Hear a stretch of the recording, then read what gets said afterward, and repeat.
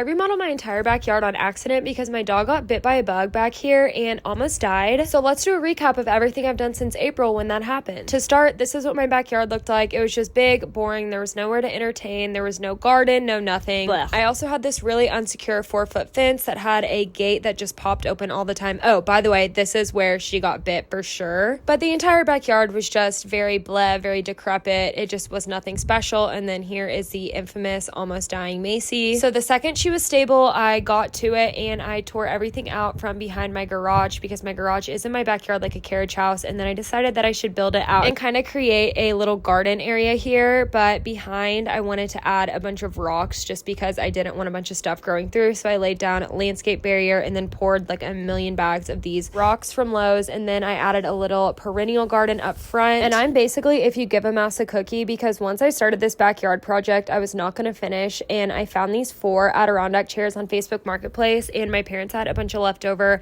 pavers. So I decided that I absolutely had to make a little fire pit conversation area back here. I haven't even hit fall yet since all this happened, and I can't wait to spend fall back here.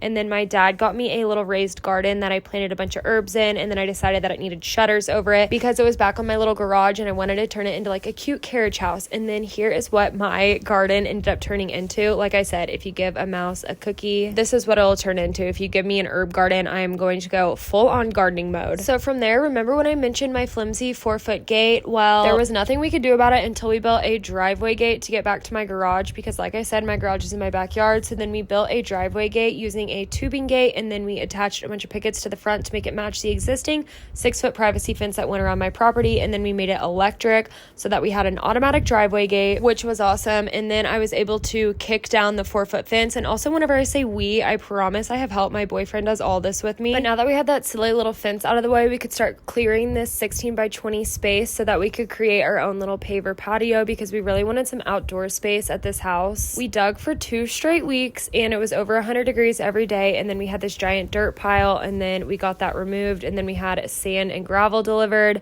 At first we had to do all of the movement by hand, and then I laid some landscape barrier and then we compacted, and then by the grace of God we got to move the rest of the gravel and sand with the ditch witch. It was literally the best thing in the world and saved our backs. Thank you, Warren Cat, for this. If only we had had access beforehand. But a lot of people are asking why we did such a thick base. We want it to last. We don't want it to just fail the second that any settling or rain or inclement weather happens. So that's why we did all that. And then it's also sloped away from my house. A lot of people were concerned about that, but we laid all of this down and then put the gravel, and then I went through and I hand glued it all down. But it's so crazy to me to think that all of this started because my dog almost died in April, and then here we are in September and we have this beautiful backyard because of it. I'm not going to sugarcoat things. It's been the hardest 5 months of my life. This has been so taxing, but it's totally worth it, and I can't wait to enjoy it all fall. But I did it all for my dog.